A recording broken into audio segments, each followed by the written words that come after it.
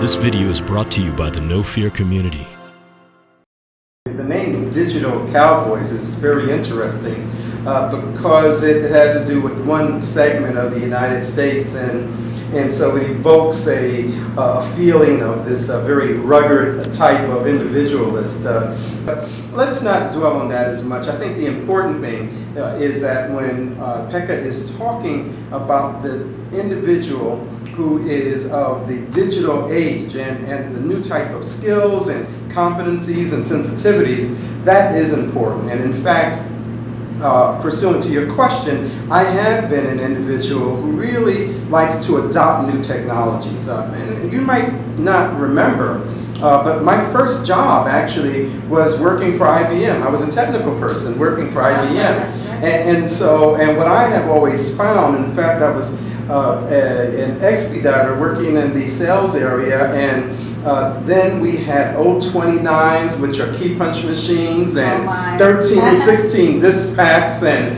083 verifiers, 056 sorters. You can see that those numbers are still indelibly imprinted in my mind. And what has been important for me is always looking at how does technology enable us to do the work that is necessary to perform more effectively, to function in a way that is going to get us more productivity, and also to function in a way that is going to bring about innovation in terms of servicing the consumer. And to me, that is one of the reasons why learning new technologies is important.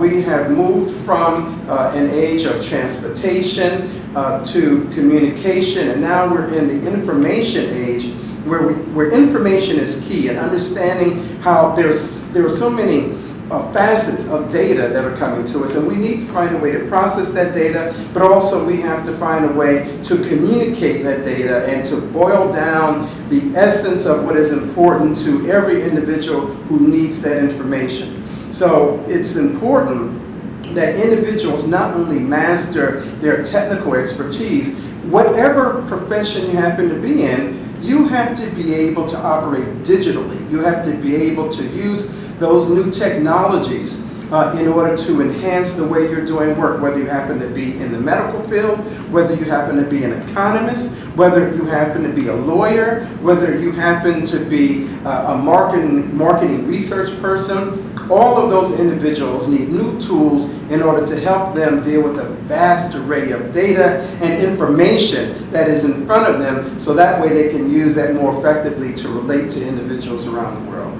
The future belongs not to those who can read and write. It belongs to those who can learn, unlearn, and then relearn. Wow. And so when you're talking about relearning, what you're doing is that you are understanding that there are some things that you might have done before, and that you were working with information, new skills, and you have to be able to do things in a very different way if you are going to progress. And in fact, you can't continue to rest on the laurels of your past success. You have to be able to do some new things in order to progress forward. And so what happens, therefore, is that many times you may find that the way you were doing things before maybe wasn't as effective. And so you can call it a mistake, but whatever it is, it has to do with being authentic about what worked for you before, and understanding that maybe the way you progressed before may not have worked, and that you could do some things very differently. And people need to own up. They need to take responsibility for their behavior and what they did well, what they didn't do well, so that way they can progress forward. One of the big things that I have found about leaders that is important is their ability to take in new information and then be able to adapt. And this is what people, when you are talking about trying to recognize what your mistakes are, that enables you to be open to feedback so that you can get new insights, new information, and get the coaching that you need, so that way you can do some things differently. One of the things that Einstein talks about, in fact, Einstein said that you can't expect that the different results with the same type of behaviors that you had before. Well, the only way that you're going to know that there are different behaviors you have to engage in is to be able to admit to yourself, at least, if not to others, that there are some things that I did before that just weren't as effective. It didn't work, and in fact, I really made some errors there. So I think that Pekka is spot on in terms of this.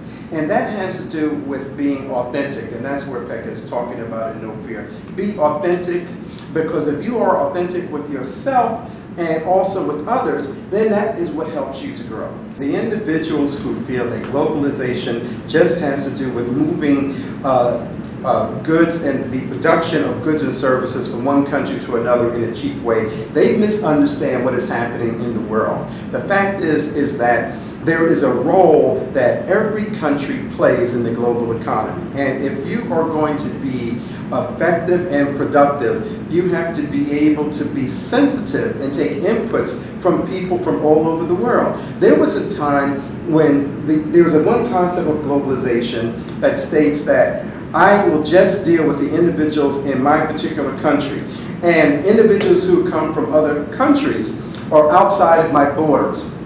Well, that isn't going to make individuals open to learning about new ways of thinking, new perspectives, to gain new insights about how people operate.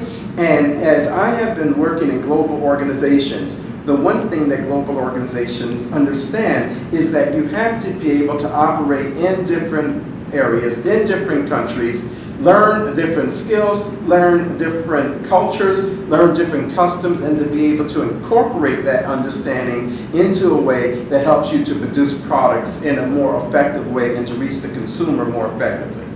One of the things that I've always done is that I always feel that one should have a person who is younger than you and older than you who can help you to be centered in a way that helps you to grow. So older individuals help you to understand about tradition.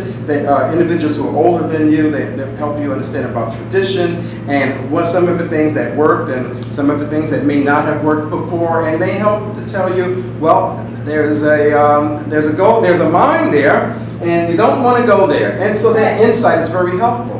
What I love about younger people is that they give you the energy and the passion and the desire to try to improve things and change things and look at things in a different way. And that is what has helped me to grow. And that's why I'm always up on technology. That's why I stay on the cutting edge of technology.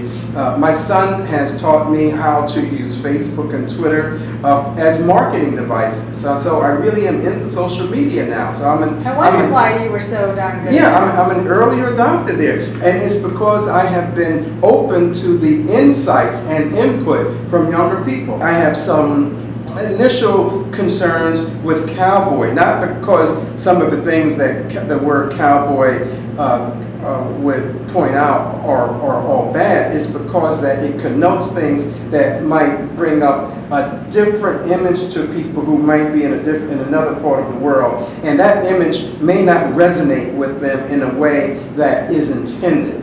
And that's what you always want to be sure of, is that the message that you are trying to get across, that the intent of that message has the effect that you want. And that's always a challenge, especially on a verbal and nonverbal basis when you're working on a global level. That's why when you're working globally, I have learned so much by living abroad. It's one thing to travel. When you live abroad, you really understand what people, and I lived in Paris, I've traveled all throughout Asia, through Africa, every country in Latin America except Paraguay and Bolivia. and everybody thinks that, for example, all of Latin America is one monolithic way of looking at the world. It's not. There's such diversity there in terms of people and their perspectives and what's important to them. And so we have to understand this if we are going to progress and make this world a better place to be. And that's why I feel that what resonates so well with me with the concept that Pekka talks about in Digital Cowboy is that he is ultimately stating that we have to be a lot better than we are in how we are approaching our work and how we are dealing with the world and how we are dealing with people.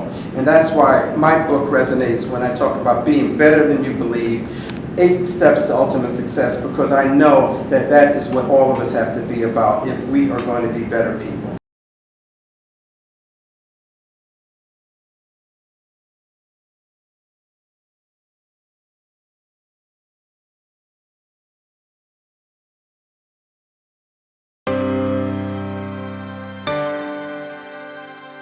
This video is brought to you by the No Fear community.